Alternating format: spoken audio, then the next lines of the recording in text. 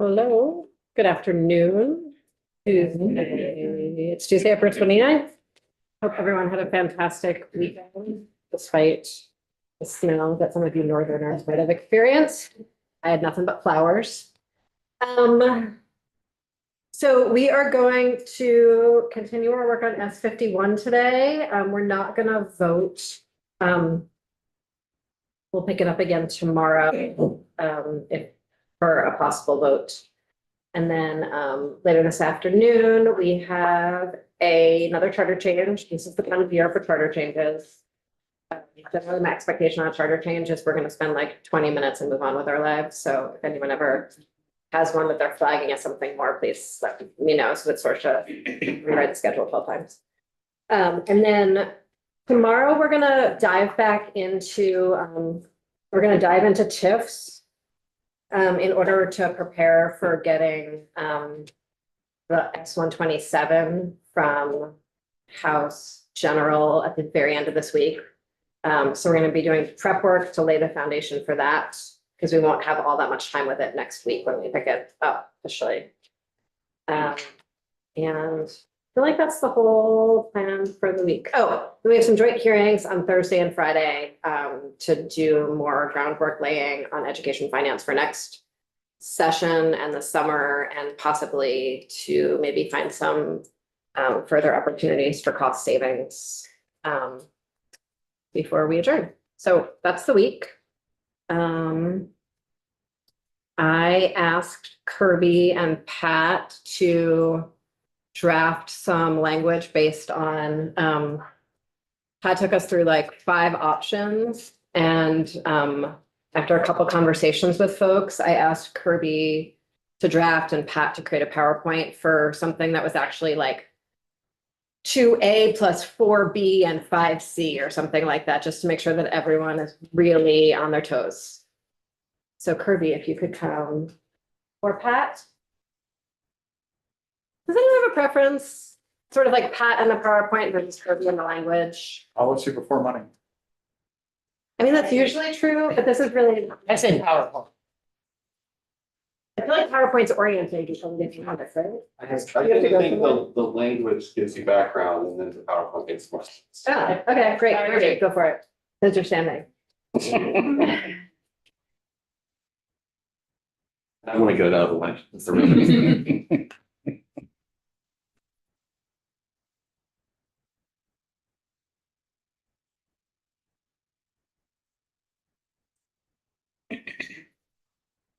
Good afternoon, everyone. Kirby Keaton, Legislative Council.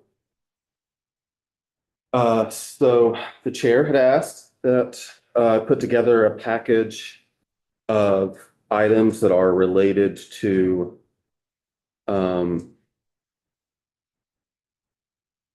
income tax credits and income tax exclusions, many of which are ideas that have been kicked around in this room before relating to H-483 and H-135. So with that, we'll get into some familiar territory for you. The first section of this committee amendment involves the Vermont Child Tax Credit. It is the administration's suggested language to change the upper age limit for the child tax credit for a child to be 6 years of age or younger, as opposed to 5 in current law, which we've gone over before. And then some clarifying language about how the tax credits to be administered. And we had discussed before how there was concern that the Department of Taxes could interpret federal law in a way that would not be the intent of the legislature. So this is just guardrail type language to prevent that from happening. This does not change current practice at all. And then in section 2, we have the earned income tax credit, the same language you've seen before, allowing a 100% credit in Vermont, 100% of the federal credit in Vermont for an individual who does not claim one or more qualifying children. We talked about before that the reason why this was suggested is that the federal credit for people without children is a lot less than the credit for those who do have children. So allowing 100% in Vermont is catching that group up a little bit to how much credit they receive compared with individuals who are claiming one or more children under the EITC. And then the rest of this is just housekeeping stuff, moving language to the bottom that we've talked about before. And then we get into some new stuff. The beginning of section 3, this is the section of law relating to retirement income, including Social Security benefits, and how much Vermont allows to be excluded from income tax. The numbers we have here are increases to the thresholds for those exclusions of 5,000, which is what was in the administration's proposal in the first place. At one point, I think you saw some language that increased those by 15, but that's not what this is. This is the 5,000 increase. And so the first part of this is Social Security benefits related to single filers. And the second part is 5,000 increase for Social Security benefits, taxation for married filing jointly. And then we have the civil service retirement system income, which is same thing, 5,000 increases for that type of retirement income. And then under subsection C, we have the other contributory systems. It is still following B that we just went over. So for that group, the thresholds would also be increased by 5,000 because it piggybacks off of the language from civil service retirement. And then we have a new concept for military retirement. It does not piggyback off of sub B anymore under this language. It's not linked to the civil service retirement system. And getting a little ahead of myself, we'll go over the language later, but I'll say that it also does not require an election between this or any of the other exclusions. This retirement exclusion, the military one, can be taken in addition to the election someone would choose for one of the other three. So getting into it, it excludes U.S. military retirement income and U.S. military survivor benefit income both.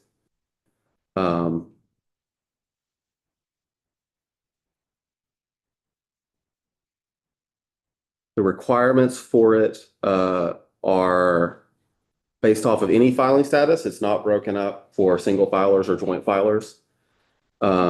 And it's for taxpayers with a AGI of less than or equal to 125,000. Then all of their federal taxable U.S. military retirement income and survivor benefit income can be excluded. And you'll notice that that's a lot higher of an AGI threshold compared with the others that are in law. There's a phase out between 125,000 of AGI and 175,000 of AGI under this language, which is similar to the child tax credit phase out. And once a taxpayer has 175,000 of AGI under this language, there's no amount that can be excluded anymore. And again, this is for military retirement and survivor benefit. So it's adding a new type of income to this exemption.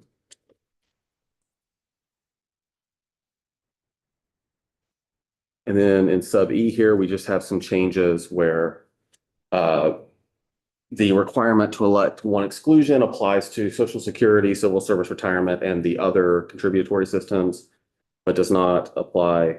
You'll see in subdivision 2 at the bottom of page 9, the exclusion does not apply to the military retirement exemption or exclusion.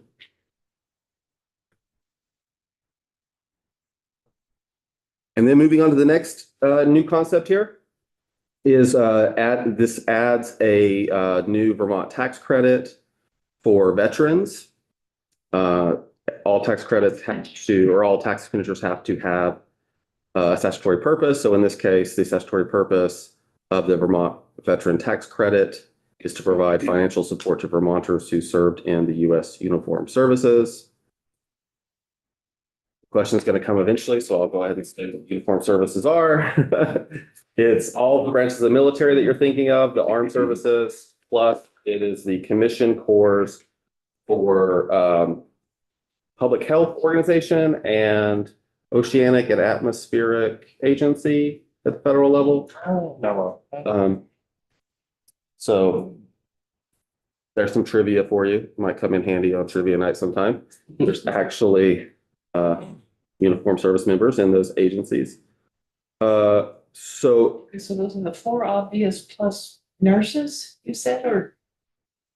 I didn't like. public health, Okay, yeah, and what's I should have- the one? is atmospheric and oceanic National Oceanic and Atmospheric Administration. administration. Knew it was an agency. All members of NOAA or? Just the commission corps, the like kind of quasi-military wing of. We go back to what Representative Brannigan said. You said that the basic four, I meant Army, Marines, Air Force. Space Force. Space Force, Coast Guard, Mhm. Ah, Six. All of, yeah, all of it. Public Health Service Commissions Corps and the National Oceanic and Atmospheric Administration. That's it. It's as broad as we can be when it comes to the US military. Okay, so what is this credit? It's a refundable tax credit with eligibility based on having a discharge record or other record of separation. I included this just as belt and suspenders. I don't think that there was a risk of the tax department narrowly construing discharge record, but we put that in there anyway. Verifying service in the uniformed services. And then it's limited to taxpayers with federal AGI of less than or equal to 25,000. In that case, they would get the full credit, which is $250 refundable credit. And then for income over 25,000 or AGI over 25,000, the credit starts to phase out. And then the credit's not available for a taxpayer with an AGI of more than 30,000.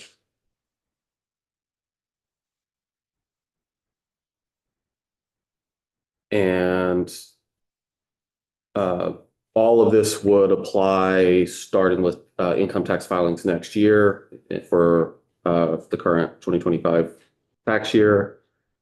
And the name of the act is changed to an act relating to Vermont income tax exclusions and tax credits. Thanks for remembering to do that.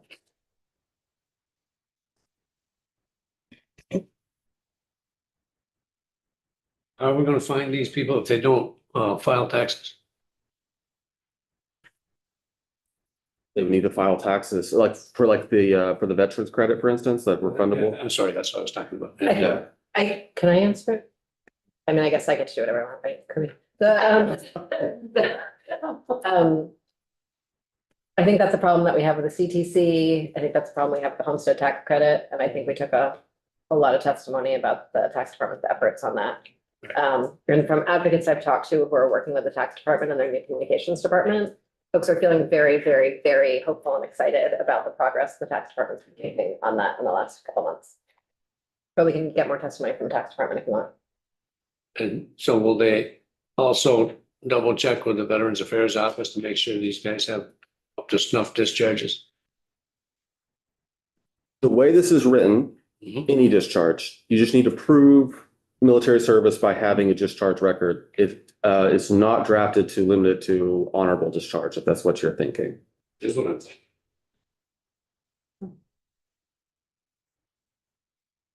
Do you want? Like, and to be required to have an honorable discharge.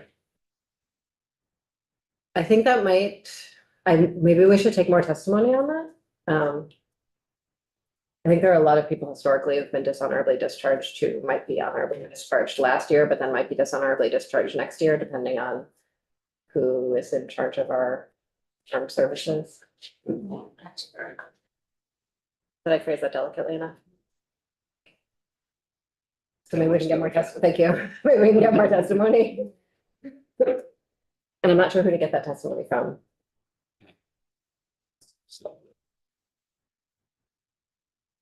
We know how many there are for this category? Well, that would be, sorry, sorry, Pat. He's perfect.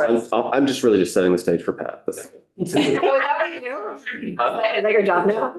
I think it's been my job all.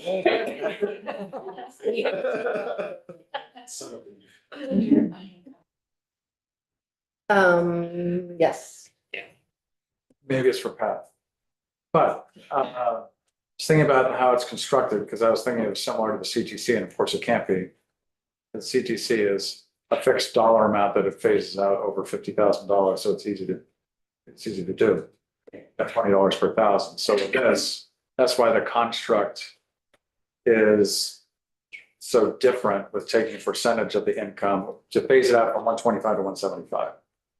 So Oh, okay. I'm sorry. Yeah, so I drafted each of the phase outs a little bit differently. The Yeah. first I drafted it so that it was in line with how the other exclusions are done. That's why it's done that way. With the credit, I did it in a way that's a little more typical of our tax credits, I think. By doing it, you see the highlighted language. Yeah. This is the veteran credit. It does phase out $5 per 100 of HEI. Yeah. Like you were just saying, but for the other phase out, yes, it's phased out in the same way that the other exclusions are phased out, which is using more math. Did you just say more math? Mhm.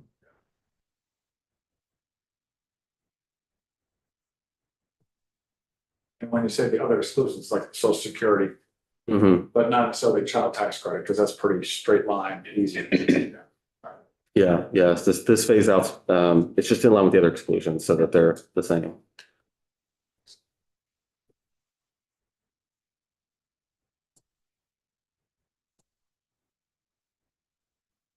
Anyone have any other questions about the land bill? Yeah. I do. So, one of the possibilities is, a Vermont driver's license that has a veteran's stamp on it, would that be used? Because you have to show your DD 214 before you can get that. For verification, that's gonna be a decision made by the department when it goes to administer this. One thing I am aware of when putting this together, I looked at the Vermont Veterans Office and saw that a person can request their discharge record from there. So that would, I know that would be an option. As far as what else the department will accept, Do folks want to get testimony from tax about how they would implement this? Is that helpful? Yes, I think so. Cool. Thanks.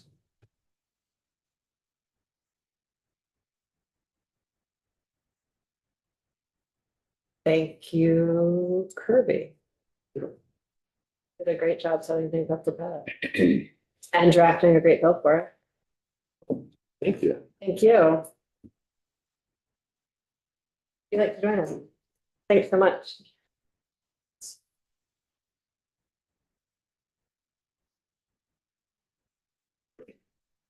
That has a cajillion slides.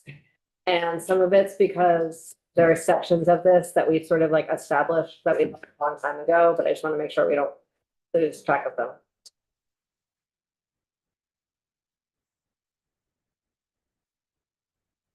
So Pat Titterton, Joint Fiscal Office. Kirby did a great job of setting me up to look good. And yeah, to your point, I guess I was thinking, it's up to you. We can kind of do this sort of a la carte with the slides if there's stuff everyone's pretty well grounded in. Skip ahead or slow down or whatever. But this is just a quick summary of the things that Kirby walked you through.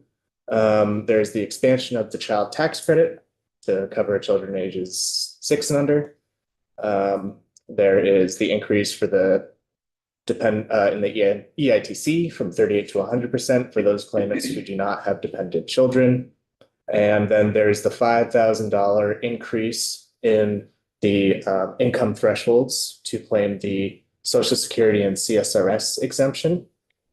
And so those are three things I know we've talked through several times. And those are the same as what's in the governor's recommendation. The difference, which Kirby was just speaking with you all about, is that in this new language, there would be a full exemption for military pension and survivors benefits for filers with AGI of 125,000 or below.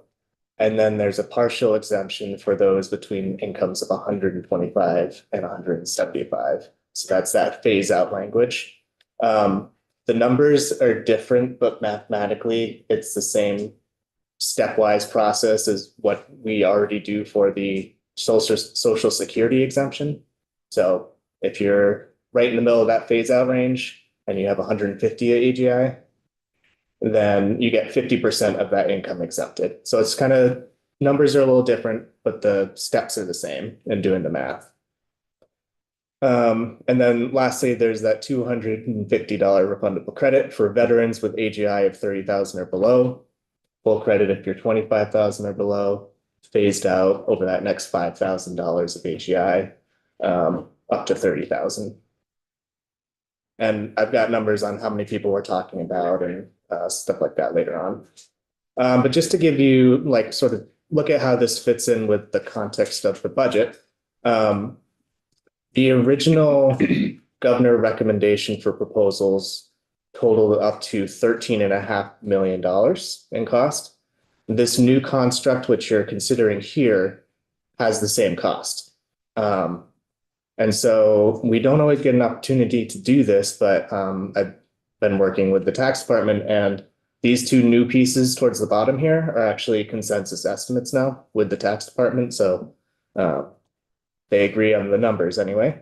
And so before with the full military exemption, that cost with no income barriers or anything like that, that total cost was $3.9 million. With these new income thresholds, that cost comes to 2.5. And then with the new credit for the veterans, that cost is 1.4. So you can see how it sort of works out that 2.5 plus 1.4 gets us to the 3.9, which is what's been altered here. So But will you just go back 1 second? yeah. We're just sitting for a breath. Great. Take.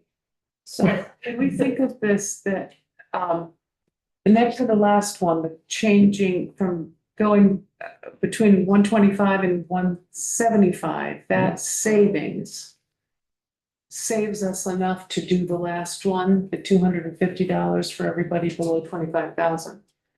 Is that what's happening? It works out that way. So to fit within the same budget construct, the savings from that decrease of 1.4 from 3.9 to 2.5, that decrease affords the opportunity, if you so choose, to have this construct for the veterans credit. So difference in the exemption versus credit conversation, and then also the retiree population versus veteran population. And, okay, I just read this, remove $10,000 cap and requirement to choose between the exemptions. Does that save us money? That would actually cost money, but like if you were to remove, sorry, let me back up. From current law, it costs you money. From the governor's recommendation, it doesn't cost or save any money. The only difference in the cost of the program now is that introduction of the phase out range, and then above the phase out range, those individuals not being able to claim it, or sorry, the exemption. Okay. Does that answer your question? Well, I think so. It's what I thought happened. I guess I don't need to know the details, but so we're removing that $10,000 cap. Mhm. And that it's also saving us. No, if you say it's not saving us, it's costing us. Compared to current law, it depends on what the basis of comparison is. If we were to compare it to the governor's proposal, then it doesn't make it more expensive or less expensive.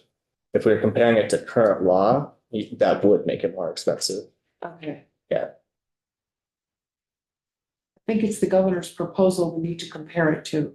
Okay, so if we compare it to the governor's proposal, removing the $10,000 cap and removing the requirement to choose neither saves or costs more money.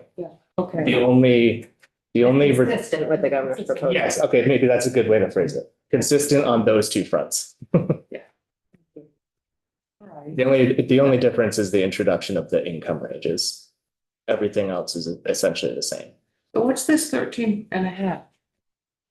13.5 is the total sum cost of the 5 different proposals. The governor, maybe I should have done a side by side with a column showing the GovRec, but the GovRec proposal also costs 13.9. This construct here costs, sorry, 13.5, I think I said 9. This construct here costs 13.5. And as the budget passed the House, there was a 13.5 sort of allocation or accounting for tax credits that were being considered.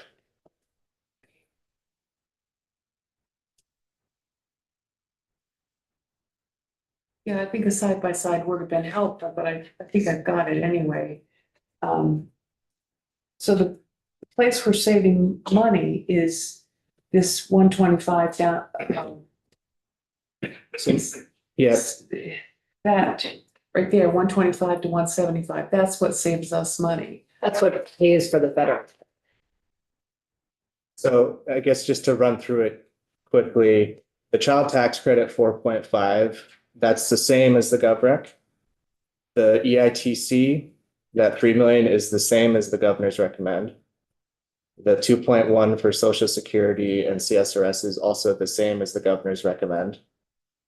And then the military retirement exemption, that 2.5, that construct is less than the governor's recommend. And that is to fit within the 13.5, how this construct is able to afford the veterans credit. If you're working within that 13.5 box. You know, I have to say this, Madam Chair, I have heard some of these military retirees tell me that they would be willing, these are the upper level guys who are making, for one reason or another, more money. I've heard them say that they would be willing to give it all up, their own benefit, all up, if their men could get it. That's great to hear. Who are younger than they, probably younger and less income. That's great to hear, because I think this proposal would accomplish that. Thanks. Yes, yeah. Do you go on to talk about in the PowerPoint anywhere, what percentage of filers are covered by the 125 and 175?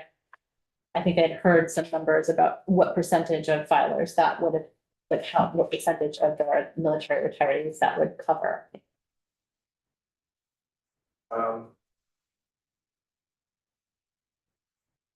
Yeah, so trying to think if I don't think it's a table that I have in here, but I can sort of talk about that broadly. Are you okay if we skip down to the military section?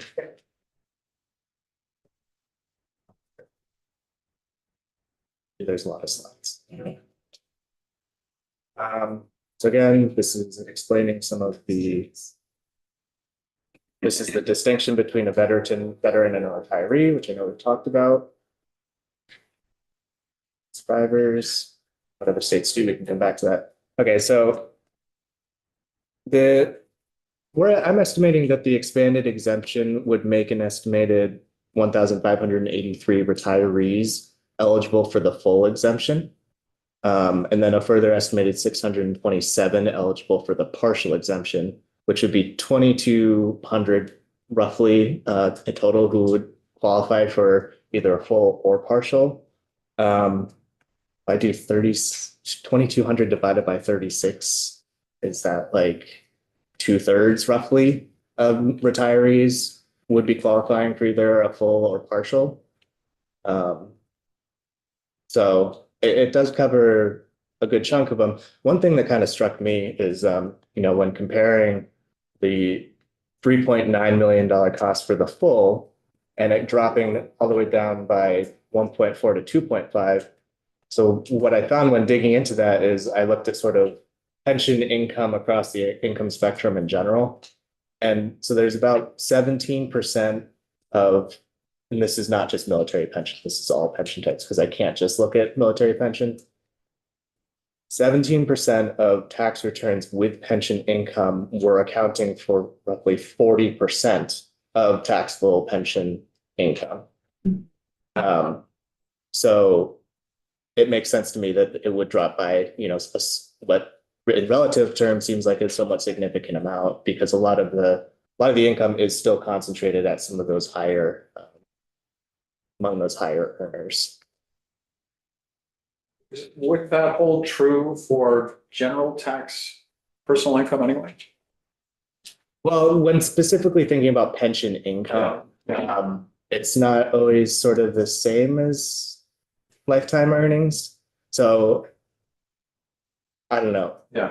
Like once I looked into it a little more, I think it made more sense. But when I first ran through how the estimate came out, I was like, oh, that seems a little more significant than I was expecting it to. I understand. Yeah. Do you want to go back to the beginning? Sure. Or jump right here?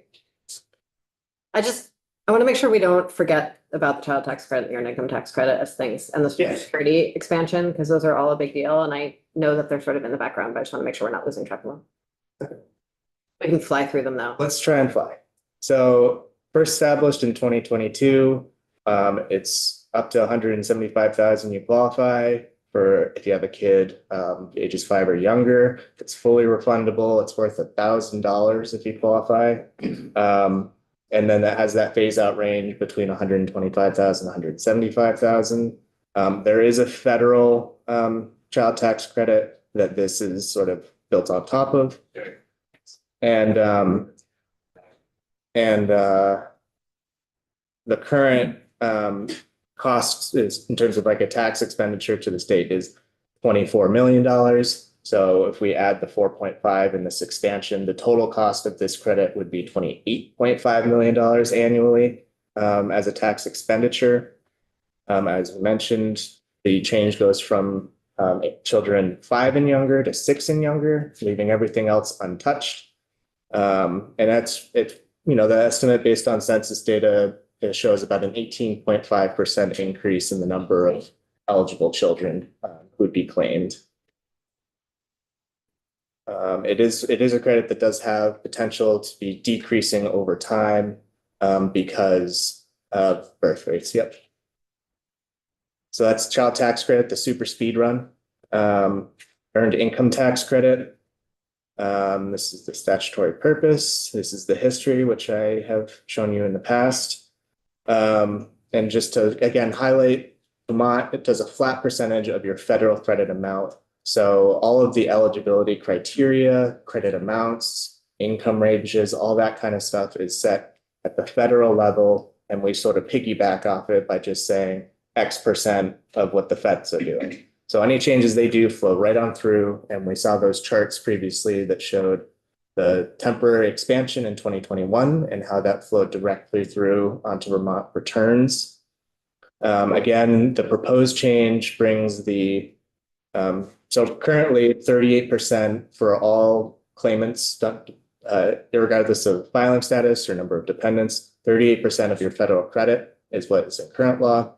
This change would say that people who are not claiming dependents can receive 100% of their federal credit amount. And so I talked before, it's a big percent increase, but when you look at the dollar figure, 3 million might not seem to sort of square away with how significant the percent increase is. Mark, is the heat on? Sorry? Is the heat on behind you? I'm having some issues. No. Great, continue on. Sorry, Pat.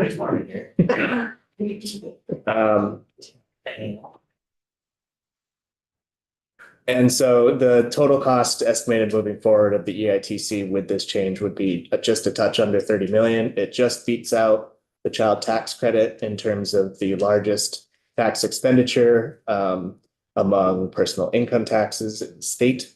So those two are doing a lot of sort of heavy lifting within the tax code in terms of scope and value to taxpayers. This is just running through the eligibility criteria at the federal level. And, so there's 3 primary criteria. You have to have earned income, which is different than AGI because it's income earned from working. You have to be within these AGI thresholds seen here. And just to highlight here, while we're moving kind of quickly, you can see that going from claiming 0 to 1 dependent child drastically changes what the income threshold you're eligible at is. So it's just highlighting it's very strict in terms of income thresholds at the lower end of the, so if you don't have a dependent to claim.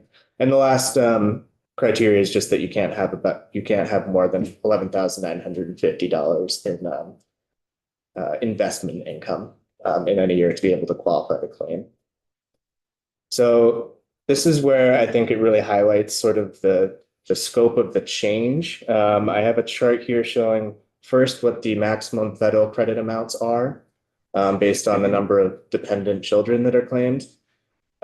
This next column shows current law, what the maximum amount Vermont claimants could receive. And then this last column just shows what the maximum credits would be if this were implemented. So you can see the only change that's happening here is this 0 dependence goes from a max credit of about $250 to about $650. And even just comparing that $650 to to just 1 dependent child, it's still less than, it's about a third as large. So it's still a significant jump for those claimants who have the 1 dependent. I like to skip this one because this shows it visually. This just shows that there is that phase in range where the more you work, the more credit you get.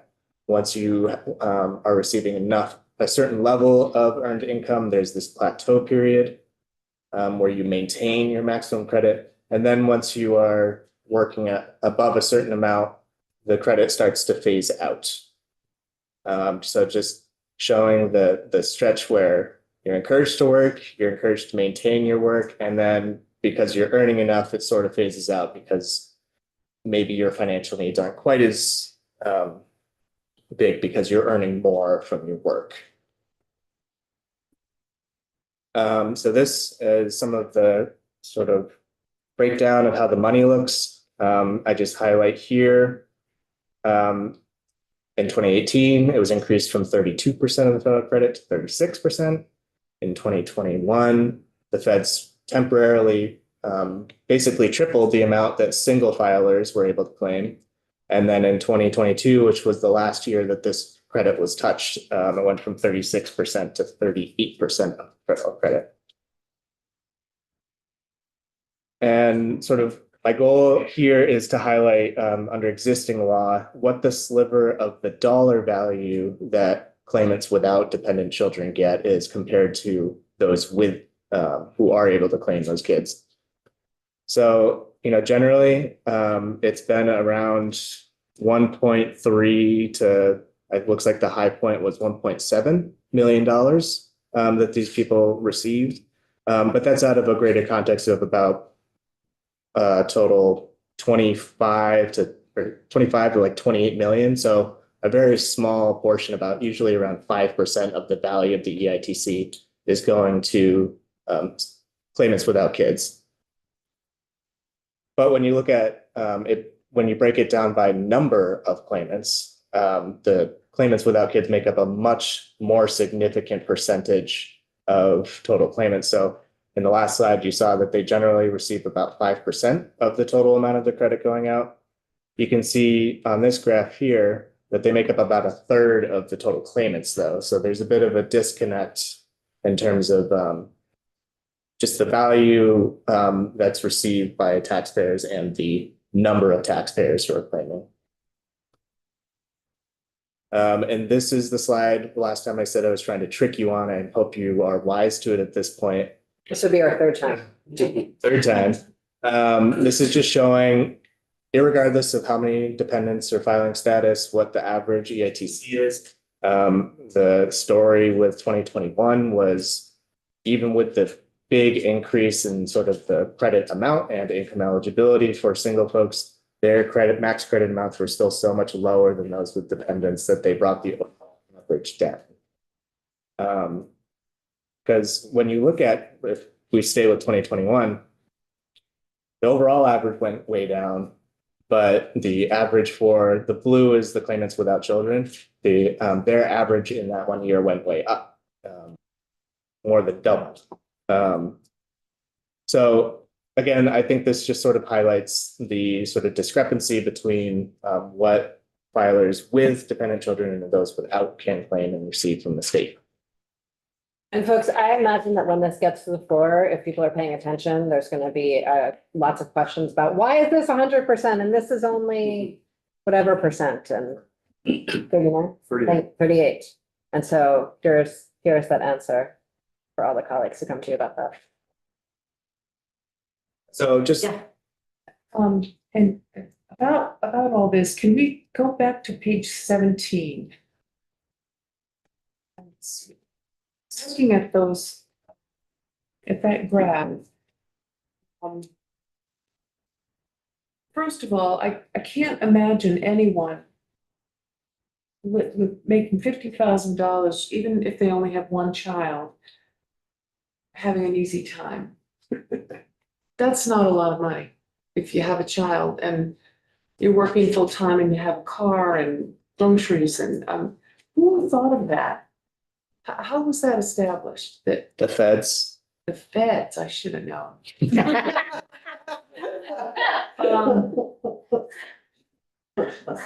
Okay, so. Yeah, well, I know. All right, I guess there isn't much we can do about that then. I think one of the hard things with the EITC is we have had various conversations about, you know, going under age 25 or going over age 65 or exactly this. And when we stop matching up with the feds, it's both hard for Pat to figure out how much it would cost and hard for tax to implement it. But maybe we can have tax in to talk more about sort of what that would hypothetically look like for them. Okay, yeah, if we have time, yeah, that'd be good. Thank you. Yeah. So try not to look at the screen when I'm jumping so fast. I don't want anyone to get dizzy. So just looking at other states' EITCs, 31 states MTC offer one. The structure varies a bit, but generally, by far the most common system is to have it set as a percent of the federal credit amount. So a lot of other states are also, you know, relying on or sort of simplifying their process just by linking up to the feds like that. There are some examples where other states have structured their EITC similar to what's being contemplated here. DC, for example, gives 70% of the federal credit to filers with kids, but 100% for those without.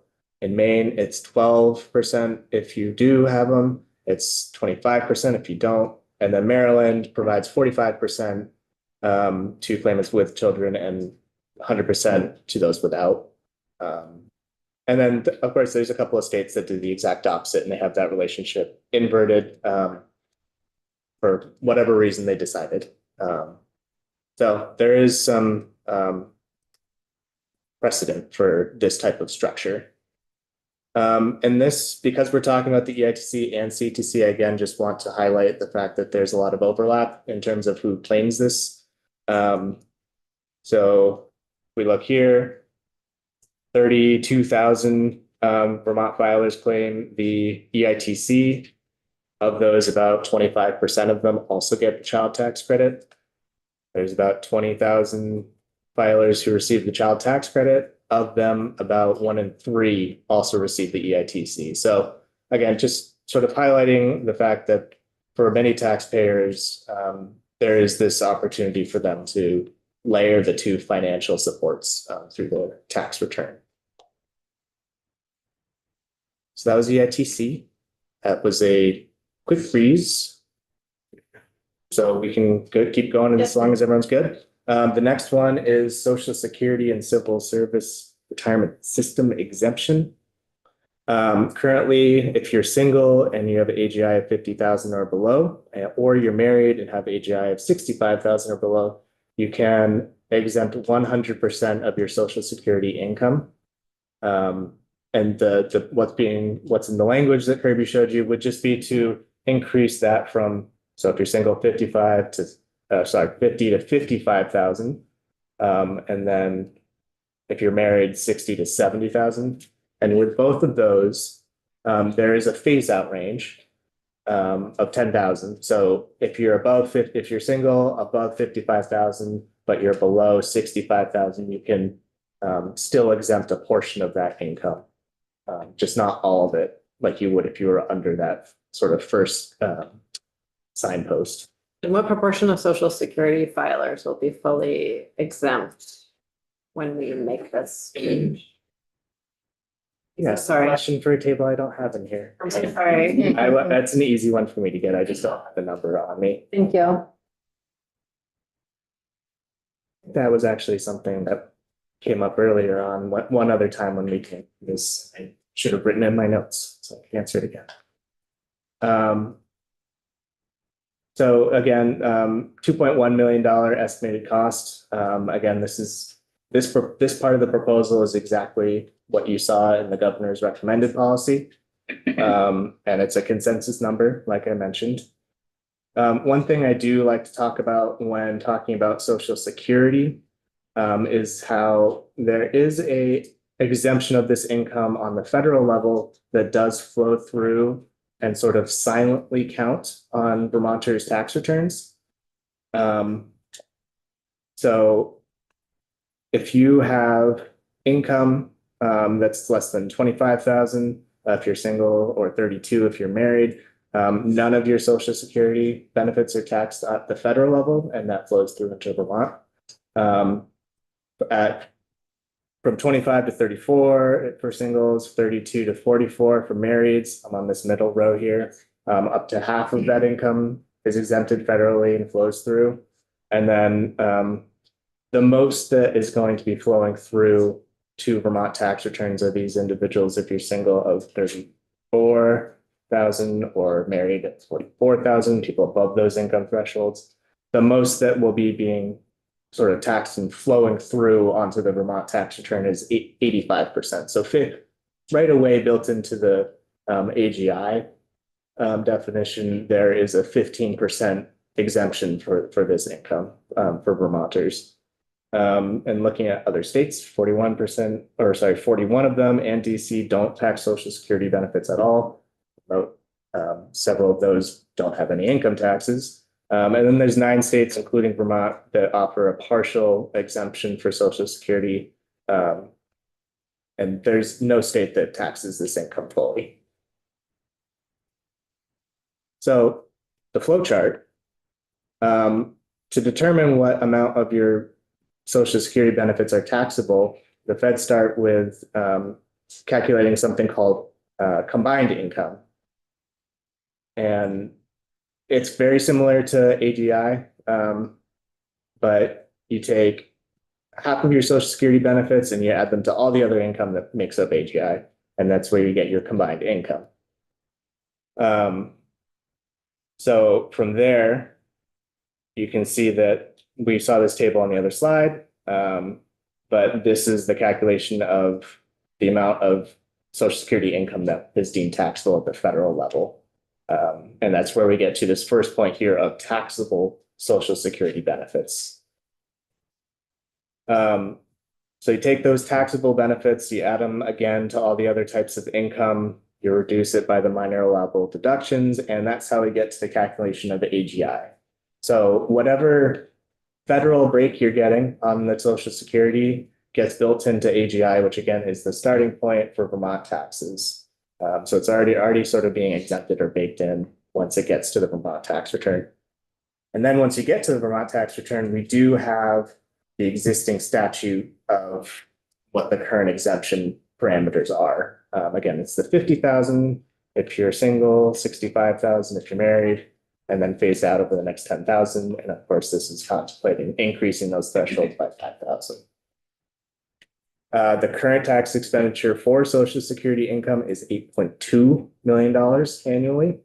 And we estimate that Vermont residents pay approximately just a touch under $60 million on their Social Security benefits currently. And this amount, both the expenditure side and the collection side, is we would reasonably expect to increase over time because Vermont is an aging state with more. This is a really important one for me to keep in mind, that, you know, some tax credits like grow very, very slightly over time, and this is not one of them.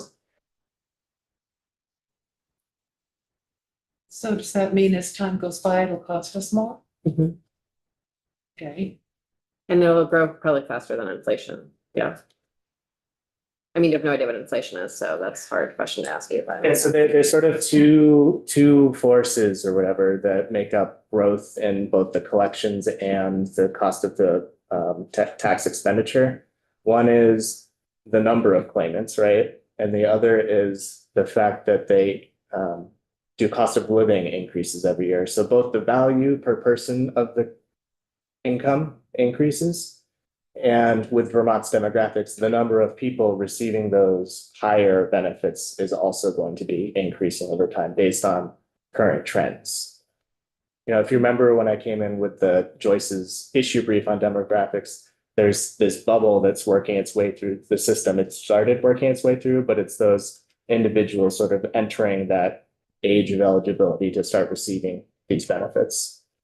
yeah, that's right, that demographic. Mhm. Yeah, as it moves, so that would cause it to be more expensive, and what was the other thing?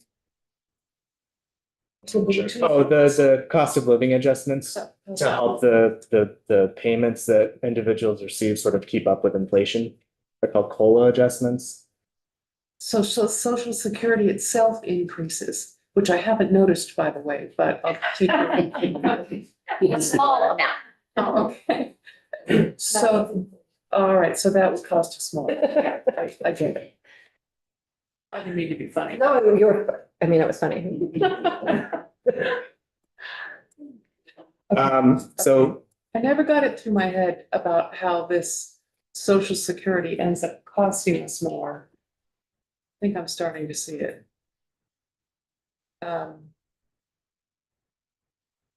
The first thing here, the tax expenditure from the current exemption on Social Security income is forecasted to forego approximately 8.2 million next year. that's the cost of current statute. What are we foregoing?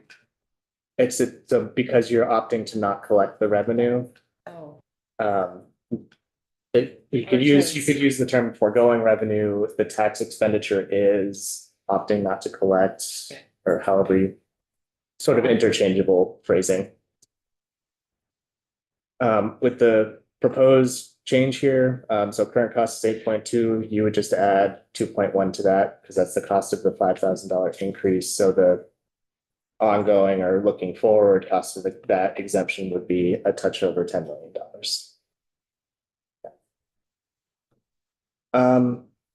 This is just showing you our estimates for what taxpayers currently pay on their Social Security benefits. You can see it increases with income. And then all those people, there's going to be nobody under 50,000, which was around what the cutoff, which is what the cutoff threshold is for single tax filers. They're not going to be paying any income. So that's why you see that their taxes paid on Social Security benefits is zeroed out. And to Madam Chair, your question earlier, what I'll just do to get to the number is do a permutation of that bucket there. Thank you for mutating the bucket. So that's Social Security, what I have, So we've gone through 3 of 4, 3 of 5. 3 of 5, thank you, 3 of 5. Well, we kind of went through military a little bit. So again, just current law, you can exempt up to $10,000 if you are within the same income ranges of Social Security, like those exemption income ranges. So up to $10,000, and under current law, you have to choose one or the other. Tax year to tax year, you can do the math and figure out which one gets you the better deal. But each year when you file your taxes, you have to pick one or the other. You're not locked into one permanently. This proposal would do away with the $10,000 cap. It would do away with the requirement to choose between this and Social Security. And it would say that if you have an AGI of 125,000 or below, you can exempt all of that income. And if you are between 125,000 and 175,000, you are sort of in the phase out range and can get a partial exemption to that. And just quickly, so because I've struggled to sort of do these like different combinations for people. With this change, you can exempt military retirement and Social Security. You can exempt military retirement and CSRS, but you still can't exempt CSRS and Social Security. Can you remind us one more time what CSRS is? That is the civil service retirement system from that they did away with in the mid-80s, and those were the individuals who were not. They didn't contribute to Social Security because they had the pension. So when they retired, they were getting their pension benefits, but they weren't getting Social Security. In like 86 or 87, they implemented the federal employee retirement system. Those people are paying into Social Security. So it was sort of at the time, I believe the discussion was, well, these people never paid into Social Security, so this is something that would never be available to them. And so by adding this, those individuals who have sort of a different retirement plan for them outside of Social Security would have this option to be able to exempt a portion of that income. So the different combinations everyone's good with. It's just with CSRS and Social Security, you have to choose. Military, you can take multiple.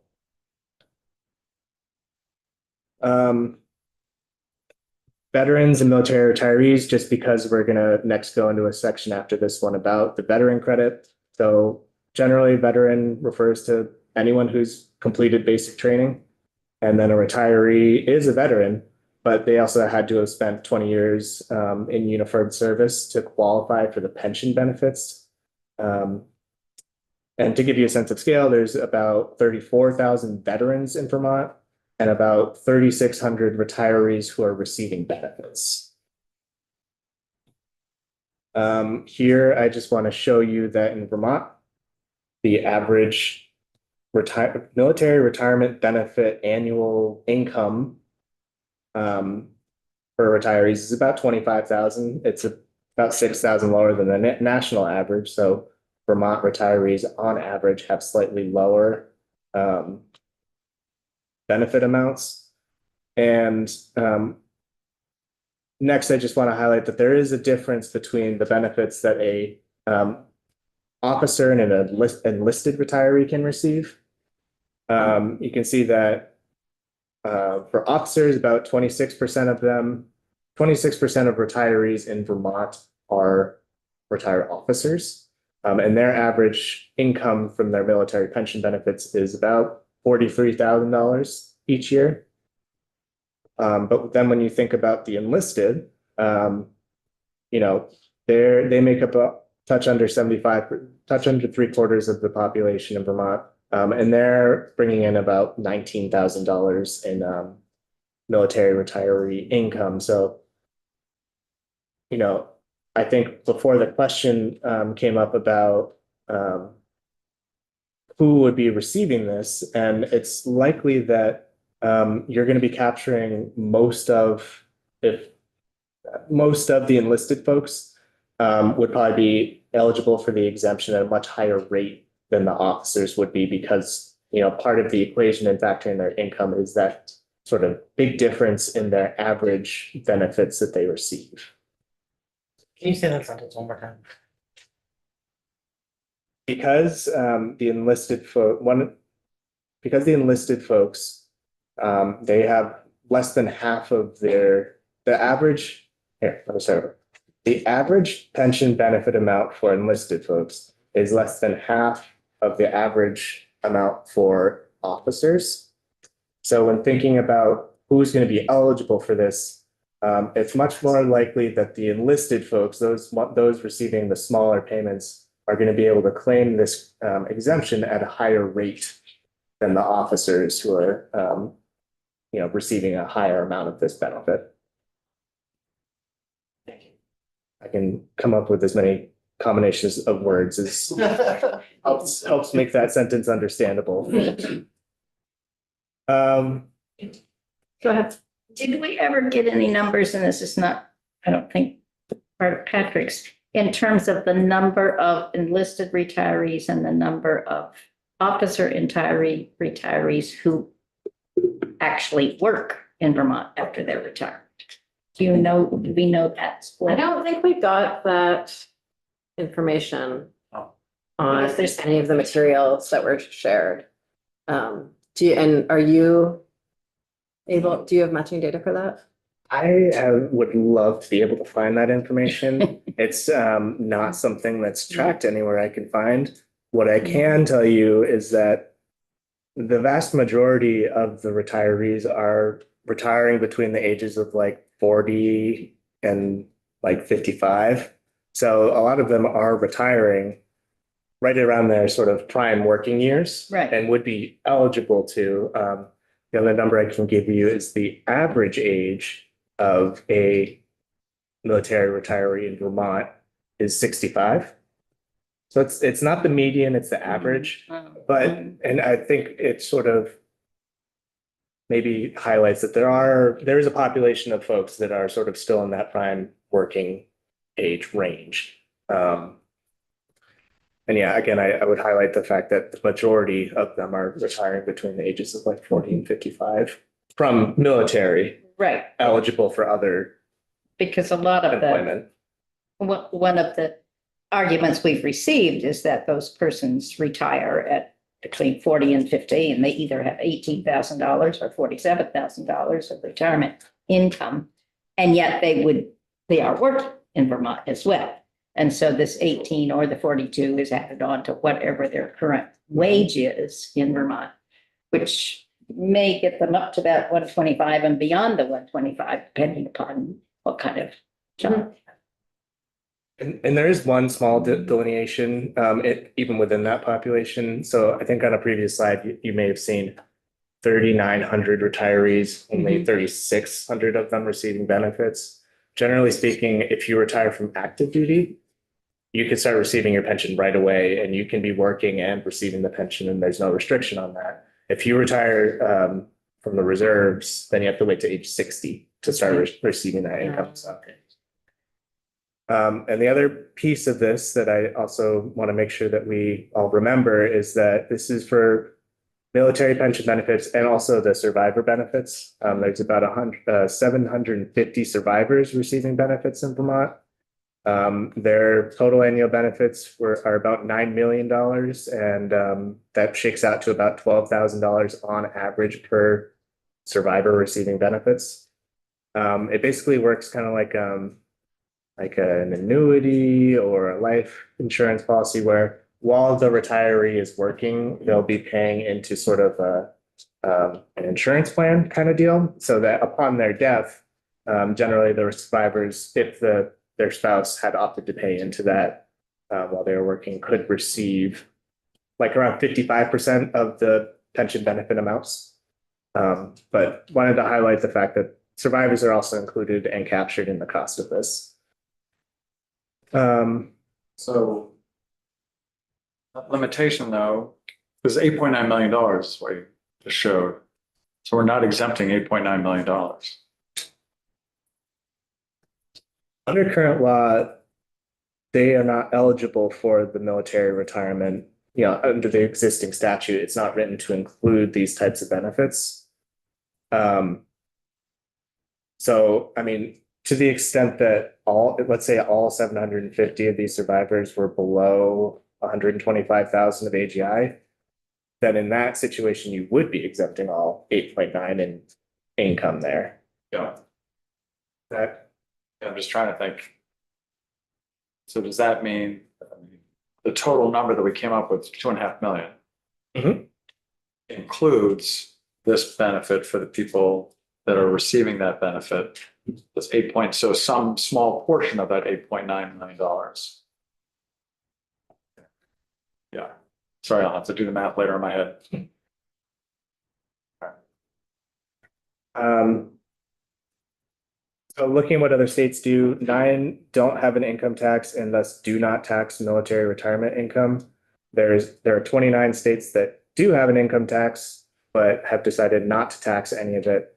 And then there's 11 states, which Vermont is part of, that fully or partially exempt military income based on income or other sort of determined thresholds. There's only 2, so California is the only state, and Washington DC is its own sort of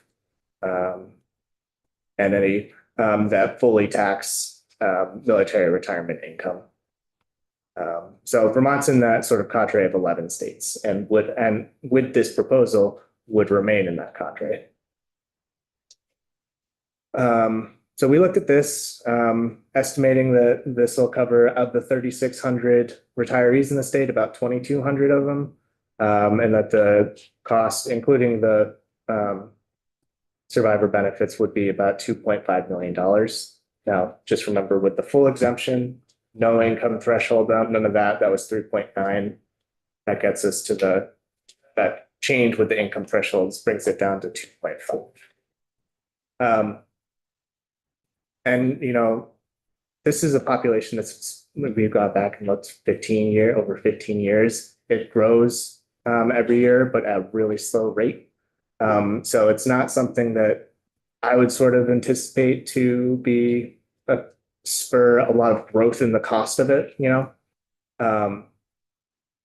just when doing some back of the envelope math, it's hundreds and potentially maybe even over 1,000 individuals to replace the income, or to also make it more expensive. So it's not something we sort of anticipate, being a source of growth in terms of cost to the state going forward. So the refundable credit for veterans. Just quick reminder, $250, fully refundable. Targets veterans with an AGI of 30,000 or below. If you have 25,000 or below, you get the full amount of the $250. Beyond that, up to 30,000, there's that $5,000 phase out range. Sort of showing you a little bit of how I got to this point. About 34,000 veterans in Vermont, according to the Census Bureau. According to this, again, I had a little trouble finding some breakdowns, but according to this report from the VA, about 15% of veteran households have an AGI or at or below 25,000. So about 15% of Vermont veterans would be about 5,200 veterans. And those are the people that would be receiving this credit. Perfect. Yeah. And with this one, estimate an additional $1.4 million in foregone revenue annually. And that sort of brings back to the sort of overall Full summary. circle. Overall summary of Sorry, I'm really chipper today, folks. everything going together being $13.5 million in alignment with the total cost of the governor's recommended amount and in alignment with the capacity that the House built into the budget for tax decreases. Any further questions? Yes. Did we say we were going to have the tax department come in or somebody come in to help us better understand these people who dishonorable discharge? We're gonna try to have the tax department in to talk about how they might implement this. And also, I'd be interested to know how many of these guys under 30,000 and women both are not filing. I don't think anyone will be able to answer that question for you, but we can ask them. Because if folks aren't filing, we don't know about their existence usually. So if they're not filing, they couldn't participate in any of this, right? Well, it's in the, and this might motivate them to file, and that's something that, if you remember way back at the beginning of the session, 12,000 years ago, we took testimony from a lot of the low income tax folks about sort of outreach to make sure that folks who were eligible for refundable tax credits would file. And that's something that the tax department has done a lot of work on. We can ask them about it again when they come in. Give an info page on that on their website. Oh, will you send us the link? Sure. Thanks. Anyone else for Pat? Let's take like a 2-minute break. I really just mean 2 minutes because to like get the air moving in the room a little bit. And then we're gonna do